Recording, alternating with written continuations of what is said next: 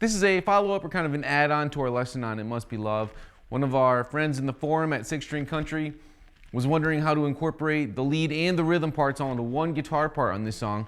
And I took a quick look at it and thought this would be a really good one to drill down on a little bit and kind of talk about how we can start thinking about doing this on our own.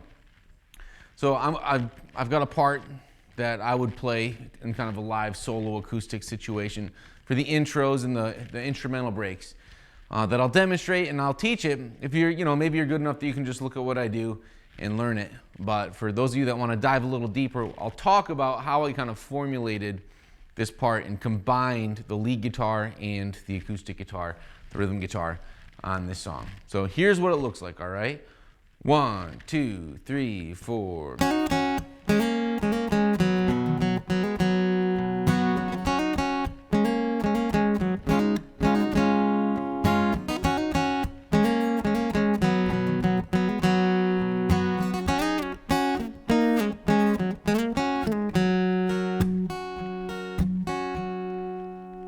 All right, so that's the idea. Again, you can use all the tools at Six String. If you want to cut to the chase and just learn that, slow it down, you can loop it, make it real big, whatever you want to do, okay? But we're going to be using the lead tabs on this, and I'm going to be explaining how I use those lead notes that are on the tabs to do this. So the song's capo 4. So the first thing we go is, okay, if I'm just strumming a guitar part, I'm doing something like this, right? So here's my shapes. When I'm creating a part like this, it's nice to be able to use these open strings because it lets you do stuff like, right? It gives you the feel of that rhythm guitar if you're playing that open string. But you've got to let yourself experiment a lot. And also give yourself some grace. It doesn't have to be exactly the same as the lead part. The point here is when you're playing this live, you want people to understand, even before you start singing, that you're playing It Must Be Love by Alan Jackson or Don Williams, whichever version you're wanting to do. But hopefully we can accomplish that by giving them a taste of this instrumental hook while we're also playing the chords, all right? But if you send 2 professional guitar players into a room and have them come out with something like this, they're gonna be a little bit different, but I bet both times you'd be able to tell that it was the song. So give yourself some grace. Don't, obsess over tiny little details. The point is we're just trying to kind of have a more robust strumming part and also incorporate these lead licks. So, for example, normally we'd play a D like this, but we're gonna have to get out of the habit of only wanting to play a D like that. Because right here, if we wanna do, we're gonna have to switch. And instead of playing it like this, we're gonna have to do this. Open, 2 above the capo, 3 above the capo. Or if you look at the tabs, guess what? 6, 7, right? Of G and B. It's already right there. Then we'd go like that on the tab. So again, we're gonna have to adjust a little bit. This first one, we're gonna just add in that D note. But then we are gonna play the tabs. And instead of going down to 9, we want open strings. We're gonna go to open D string. But guess what? Oops, sorry, there's 9th fret.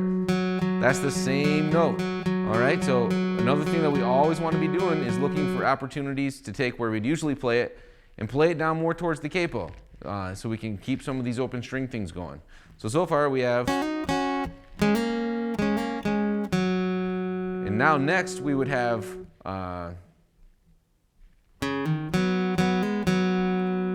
right, that's the tabs. I'm taking into account the capo. Well, that's an easy one, folks. There's your G chord, right? Just add that in and strum that with it.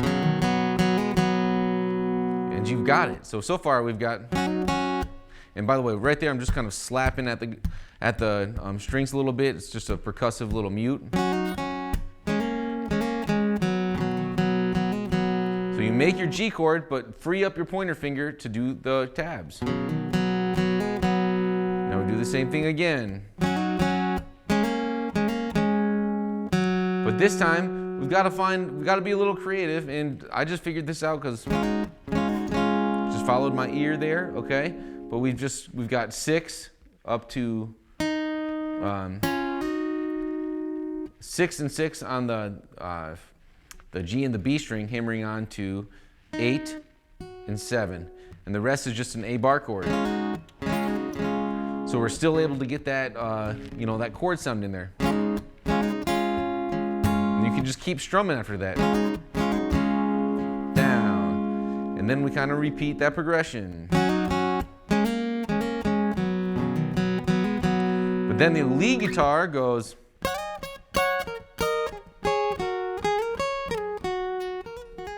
Something like that, right? You can do that. Just skip right up there. Just go for it if you want to. I'd like to keep it closer to the capo so that I can start strumming my chords right afterwards, all right? So what I did is something like this. 3, 4.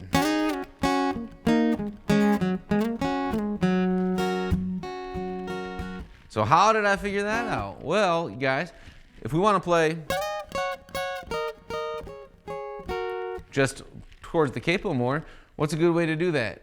Well, a good way to do that is to find the notes and do it an octave lower. Let's start there. So it's all about knowing the fretboard. We got the 14th fret of high E and the B string. The notes are ba-ba-da-dum, F sharp, and C sharp. All right. I'll give you a quick second. Find it down here somewhere, right? Pretend the capo's not there, but of course we'd have to be above the 4th fret. All I mean is, don't go down here, but let's visualize the neck board without the capo on there, and we just want to be able to pull these notes up really fast. Like, where's an F sharp and where's a C sharp? Well, I can tell you that there's an F sharp and there's a C sharp, right? Knowing the fretboard. There's no shortcuts in some of this stuff, folks. You just got to know the fretboard. You got to know the notes. And so if we started there, we could also start here. And if we're doing this, all we're doing is bumping both these notes up too, and then coming back down. So if we did the same thing here, we'll get the same result. Sure enough. So let's keep going a little bit. So we already started with this much. And now we're going to do. So we can do kind of the same thing here, right? What notes are these?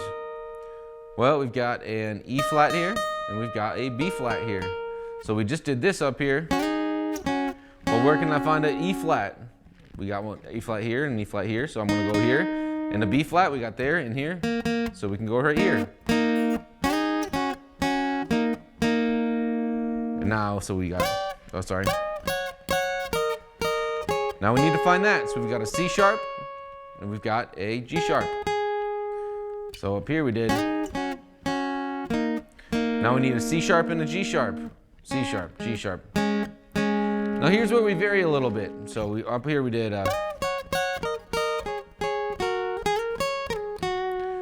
Now I just happen to. You can hear that, right? That's the root note. Well, down here we've got. There's the root note. So we can slide this up and just finish out the D chord and back down, and then you're playing. So one more time for that end part. Strumming. Okay, so again, I know, I'm trying not to make it sound easy because it's really not, but if you have patience and you gotta have enough of the tools in the toolbox to be able to figure out the octave things and that kind of stuff. But if you have patience and you have determination, you can really do a lot on your own here and just, kind of combine some of these lead instrumental hooks on a lot of these songs and work them into a strum pattern. It's just really a nice touch for solo acoustic.